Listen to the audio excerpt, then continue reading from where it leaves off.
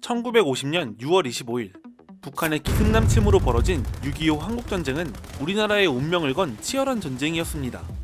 그런데 이 전쟁에서 아직 장교가 되지 못한 사관학교 생도들이 참전했다는 사실 알고 계셨나요?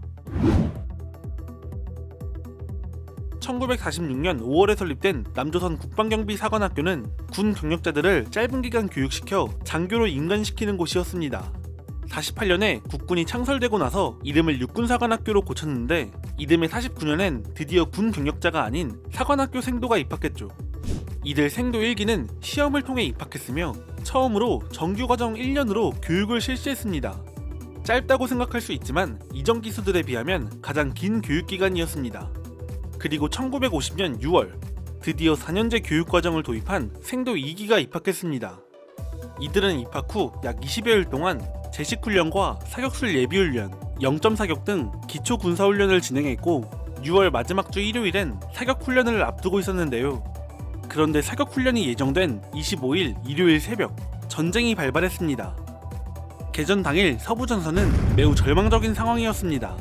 북한군 제1군단은 전차 여단을 앞세워 밀고 내려왔는데 이것은 이전처럼 산발적으로 벌어진 국지전이 아니라 전면전 상황이었습니다.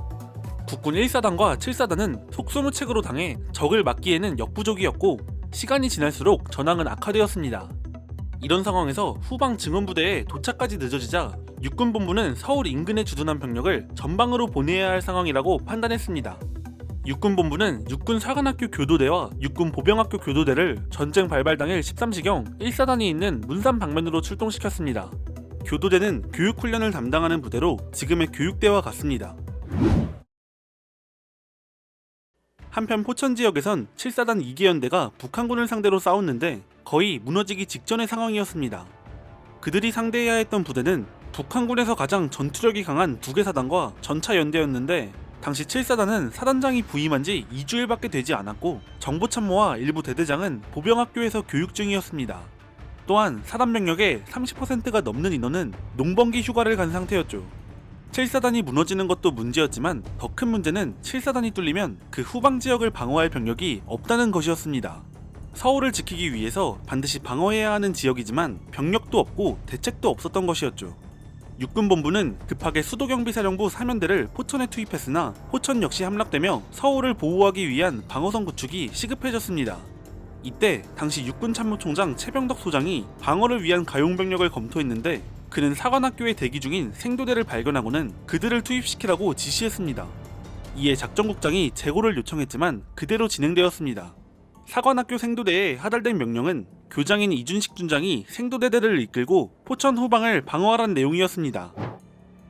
교육 중인 사관생도를 투입하라는 명령은 납득하기 어려운 명령이었지만 상급부대의 명령은 당연히 따라야 했습니다.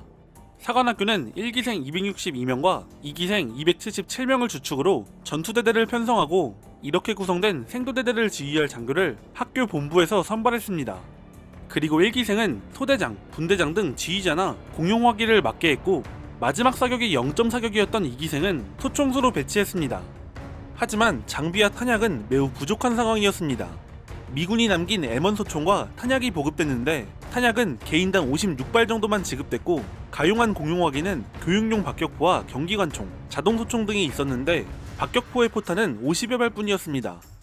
오후 3시경 전투 편성을 마친 생도대대는 징발된 트럭을 타고 7사단 후방 지역으로 출동했습니다.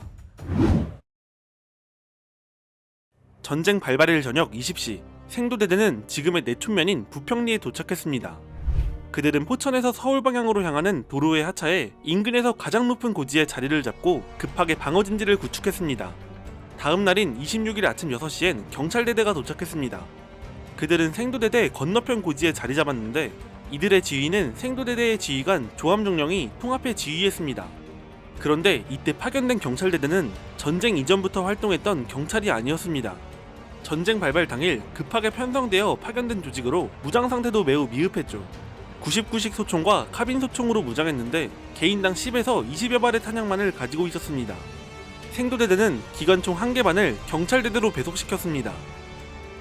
경찰대대가 도착하고 4시간 뒤인 오전 10시경부터 생도들의 방어진지 쪽으로 포사격이 떨어졌습니다. 오후 4시에는 적병력이 남하하는 것을 목격하고 생도대대에서 박격포를 쐈는데 그들은 상계했고 곧 한계대대 병력으로 공격해왔습니다. 공격 방향은 박격포를 쐈던 생도대대 쪽이 아닌 경찰대대 방향이었습니다. 경찰대대는 적과 교전했으나 불과 10여 분 만에 탄환을 다 써버렸고 곧바로 철수했습니다. 기관총을 들고 경찰대대에 배속된 생도들은 적의 집중포화로 희생됐습니다. 경찰대대를 순식간에 제압한 적부대는 이어서 생도대대 방향으로 공격해왔습니다. 생도들은 적은 탄약을 아끼며 효율적으로 싸우기 위해 적을 지근거리까지 유인해 사격하기도 하며 약 2시간 이상을 끈질기게 방어하며 버텼습니다. 당시 인근 주민의 말에 의하면 북한군이 여기까지 싸우며 내려오면서 가장 심한 저항과 장기간에 걸쳐 교전을 한 곳이 여기라고 하더라 라고 말할 정도였습니다. 38선을 넘어 국군 7사단을 돌파한 북한군이 사실상 처음으로 마주한 조직적 저항이라고 말할 수 있겠습니다. 일시적으로 적의 진격을 막았지만 시간이 지날수록 적의 공격이 거세지며 인명 손실이 늘어났고 탄약이 부족해지는 등 사태가 심각하게 돌아가자 그들은 사관학교로 철수했습니다. 이 과정에서 통신시설이 없어 철수 명령이 소부대에까지 동시에 전달되지 못해 사실상 개별 철수가 시작됐고 아예 전달을 받지 못하고 있다가 적공세에 밀려 철수하는 생도도 있었습니다. 그들은 첫 전투에서 높은 전투력을 보여줬습니다. 26일 북한군이 의정부를 장악하며 드디어 서울 코앞까지 접근했습니다. 이 상황에서 육군본부는 서울을 지키기 위한 새 방어선 준비에 착수했는데 육사교장 이준식 준장에게는 후퇴하는 병력을 규합해 사관학교 교정과 그 앞에 있는 불암산을 연결하는 방어선을 구축하라는 명령이 내려왔습니다. 27일 새벽 후퇴하는 7사단 구연대 일부 병력을 흡수해 불암산에 배치했고 생도대대는 불암산 동쪽 고지와 사관학교의 92고지에 배치했습니다.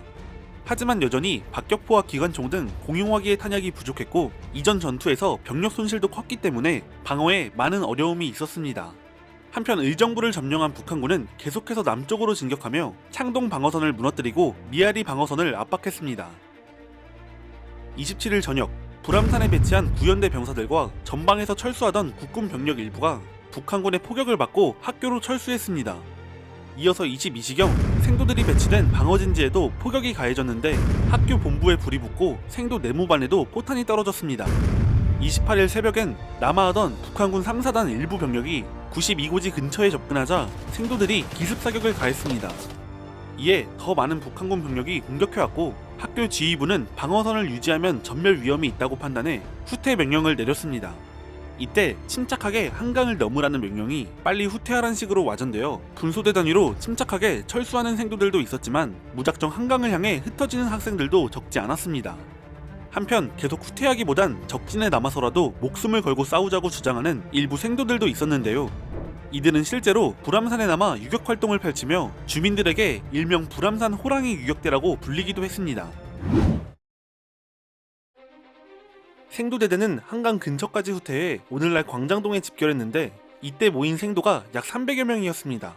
이때 강을 건널 수 있는 광진교가 이미 폭파되어서 나룻배를 수소문해 가까스로 강을 건넜습니다.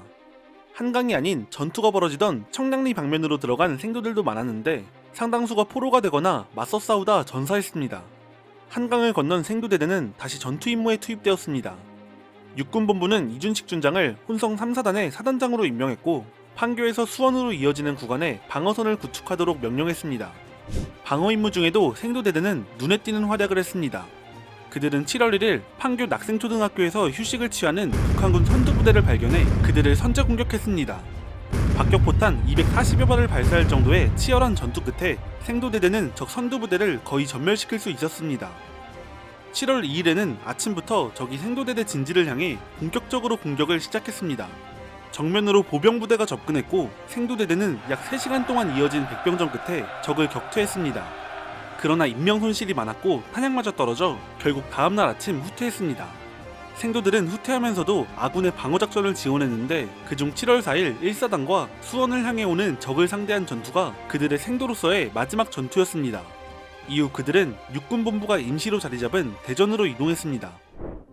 6월 25일부터 7월 5일까지 계속해서 이어진 전투로 인해 생도들의 인명 손실은 심각했습니다.